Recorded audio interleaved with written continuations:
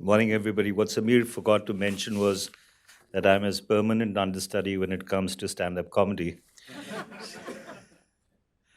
But thank you, Observer Research Foundation and the Heritage Foundation for having this inaugural India on the Hill conference. And thanks for inviting me. Uh, it's difficult, really, to characterize the Indo-US relationship, except possibly by using the analogy of a board marriage with has a few extramarital flings here and there. But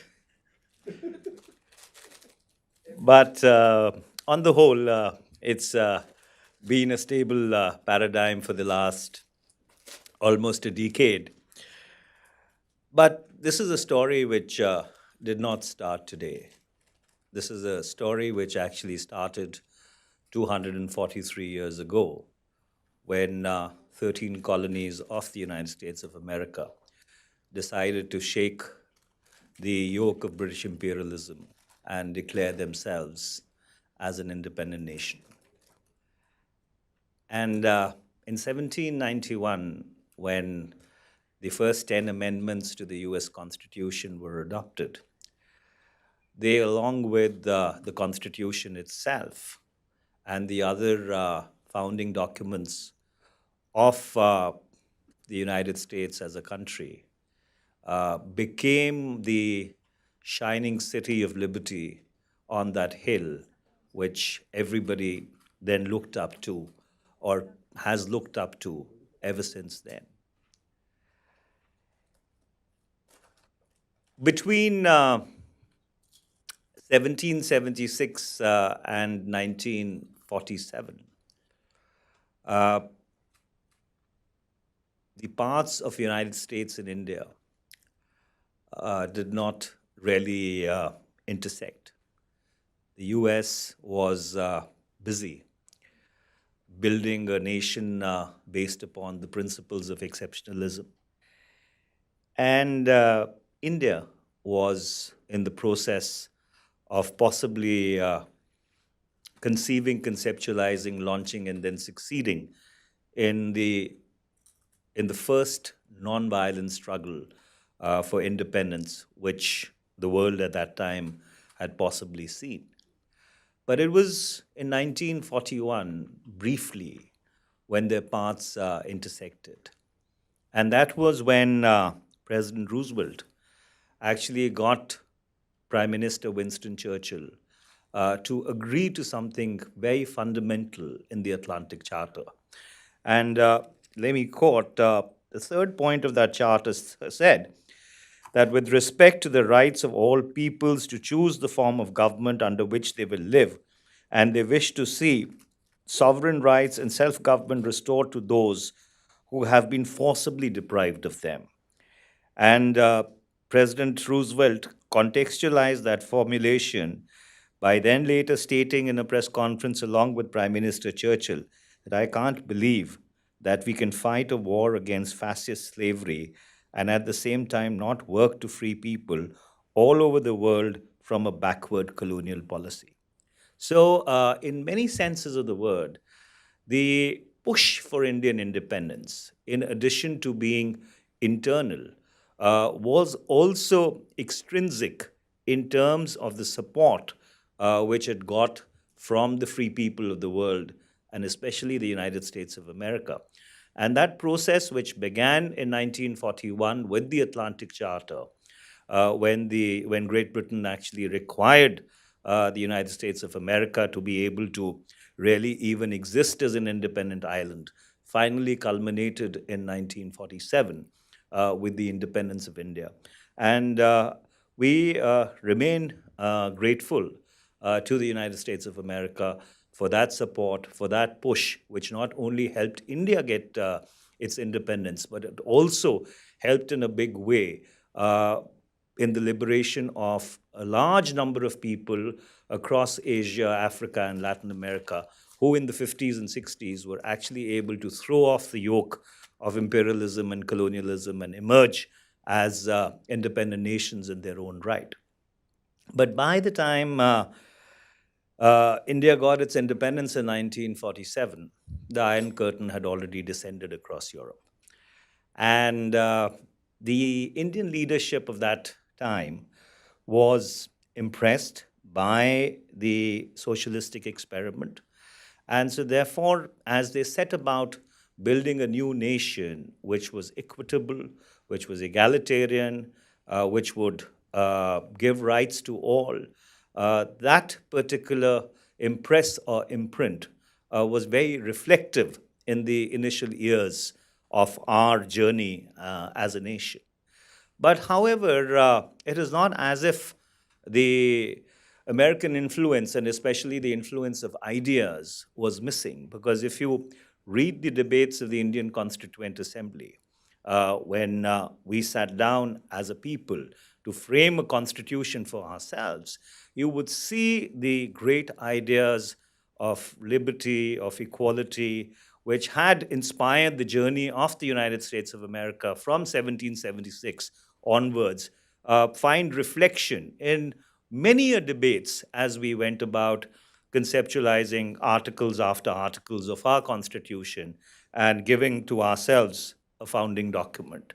And again, the contribution of the United States of America, not only in the realm of ideas to the conceptualization of not that document, but subsequently, in the form of the civil rights movement or the great decisions which came out of the U.S. Supreme Court, continued to inspire, continued to guide India as it went from decade to decade in the consolidation of its own journey. The reason why I chose to look back over a period of 243 years is because when you have a relationship which is based upon shared values, when you have a relationship which draws sustenance from common traditions, from yearning to be both independent and responsible for your actions on the global stage, it becomes a far, far more sustainable relationship. It becomes a far, far more equitable relationship. And that's why, despite the estrangement that we may have had between 1947 and 1998 at an official level, at the level of people, the relationship between India and the US was possibly a principal relationship from the point of view of at least the Indian people. And in 1998, ironically, when the second nuclear test took place, that provided an impetus to both official India and to official Washington, D.C., to start re engaging and trying to understand each other better. And that decade between the May of 1998 and the November of 2008, when we signed the Indo-US Civil Nuclear Agreement, was perhaps the finest decade in our relationship going back 70 years. And as I said at the Asia Society yesterday, the one thing that has been missing uh, from 2008 onwards till 2019 is the big idea in the relationship. I think the reason why we've not been able to take the relationship to the next level is conceptually we've not been able to come up with something which could possibly be bold, expansive, imaginative, uh, to step up the relationship beyond the usual exchanges, whether they are in the field of defense technology or the thousands of myriad things which governments do.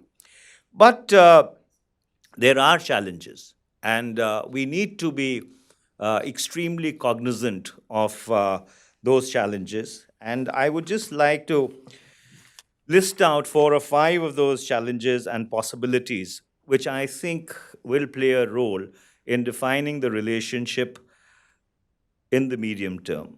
The first is a possibility. And the reason I say possibility is because there may be a coming power transition in Asia.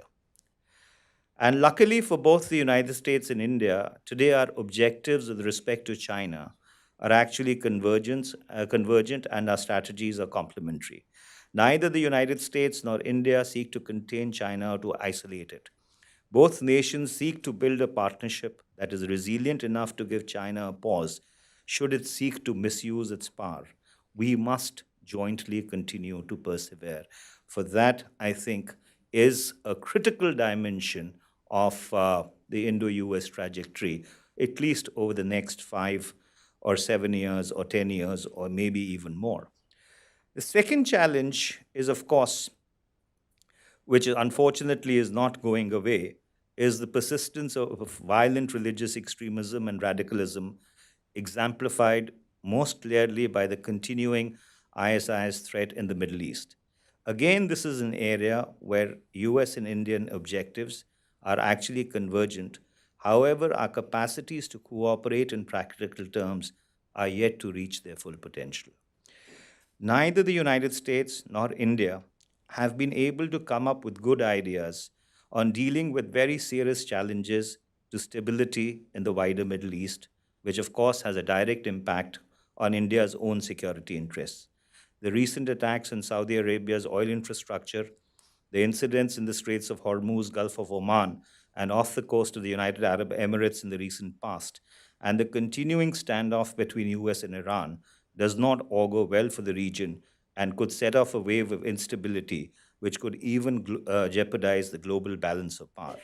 The US needs to, in conjunction with its traditional allies and new partners, rethink in an enlightened manner its approach to Iran. India shares with the United States a desire for a negotiated solution to the Iranian nuclear imbroglio. What is unclear, however, is whether a solution that satisfies the United States will be equally satisfactory to the wider region, or whether solutions that we declare to be satisfactory because they serve our interests end up nonetheless unknown in the wider region and compelling other states in the vicinity of Iran to pursue their own fallback strategies, which end up making the problem of nuclearization in the Middle East far worse in the years to come.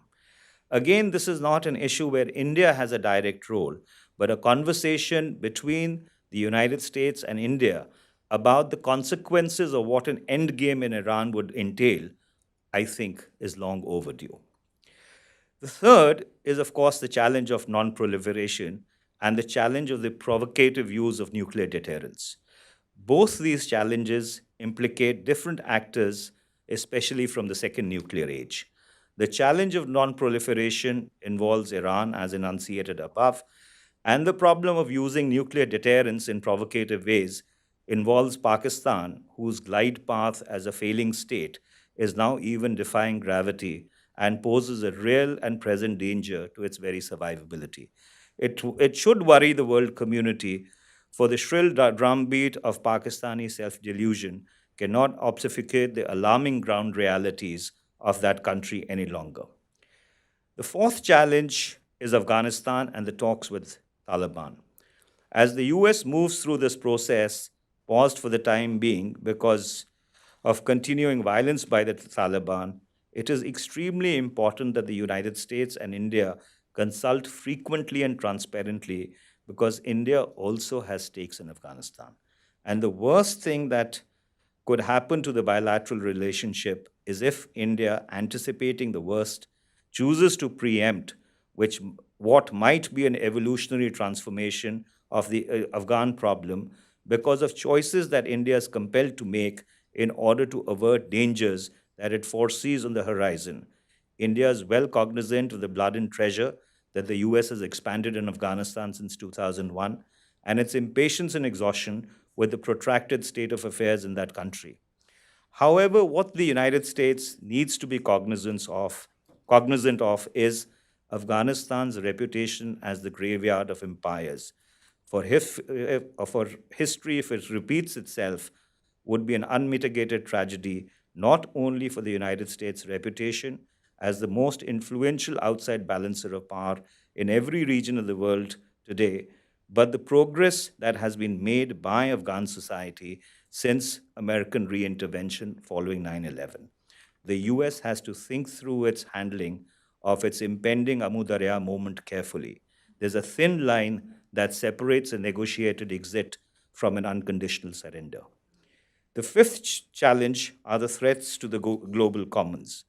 Unfortunately, this challenge is manifested most acutely by China again, both with respect to space and with respect to open seas, especially in the Indo Pacific. The United States has always claimed, and we heard that repeated ad nauseum in the morning, that it is a Pacific power. It's in the mouth of the Indo Pacific, the South China Sea, that this claim of the US would be tested someday. And here, India, as a counterweight, given its geographical position at the head of the Indian Ocean, would be a key ally. However, partnerships need to be strategic and not transactional. In the geopolitical arena. If relationships, as Mr. Sanjay Joshi rightly pointed out, are going to be calculated in terms of bottom lines alone, then the larger picture tends to get blurred, compelling converging partners to re energize more time tested relationships. It would, of course, be important to underscore here that parallel relationships are indeed the essence of strategic autonomy, which has been the cornerstone of Indian foreign policy going back to 1947. The sixth challenge is that the United States is making major shifts in its global economic strategy, moving from the multilateral trading regime that the US built in the post war period to new partial free trade agreements. As the United States thinks of its own relationship with the global trading system, the idea of how the two countries can reconcile their bilateral strategies, both with respect to their own mutual trade and with respect to trade with with third parties, I think remains an issue that is worthy of an extended discussion. There is optimism about some minor progress on some elements of the trade deadlock, but that should not detract from a more focused conversation on the conceptual contours of what the gutting of the existing trade architecture would really imply and the consequences that it would have for the world.